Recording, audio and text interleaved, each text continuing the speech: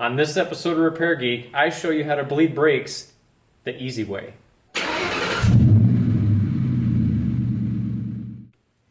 So the first step in bleeding your brakes is making sure that your master cylinder is full.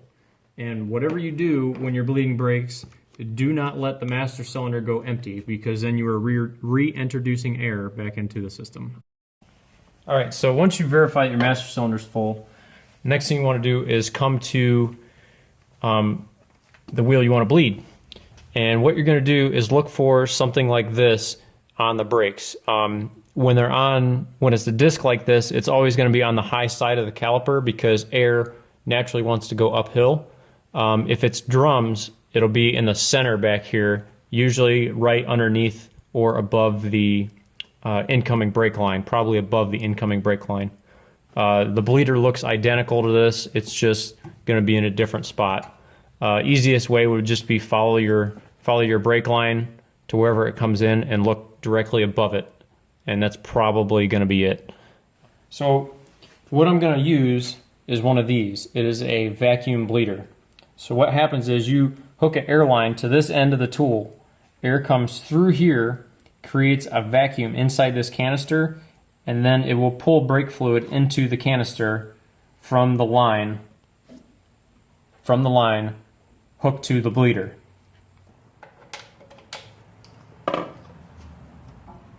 Crack your bleeder loose, install your hose.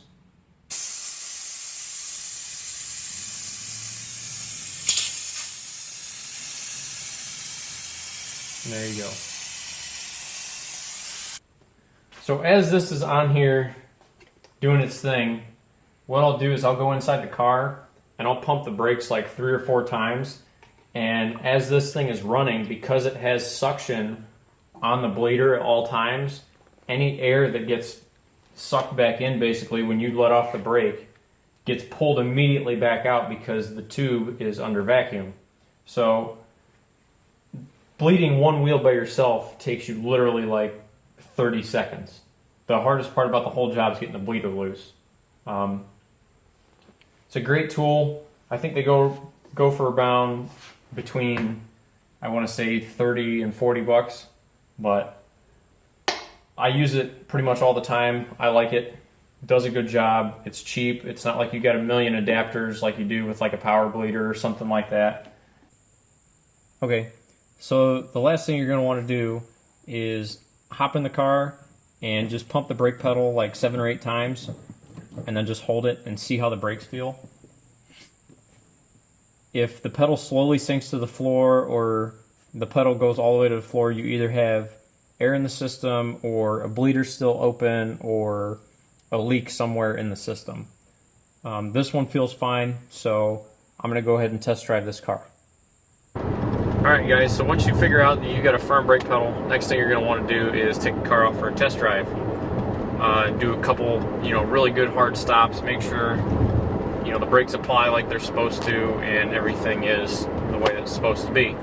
Like I said before, I can't stress enough, you can't let that master cylinder go dry, because if you do, you have to pull the master cylinder back off the car and do what's called a bench bleed, where you bleed the air out of just the master cylinder and then re-bleed the system.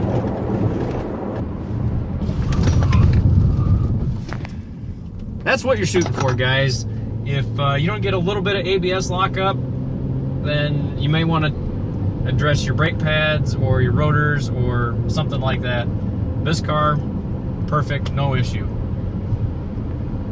I'll put links in the description to the brake bleeder, brake fluid, and if you guys liked the video, hit like. If you didn't, hit dislike. If you want to see more content, hit subscribe. Thanks for watching, guys.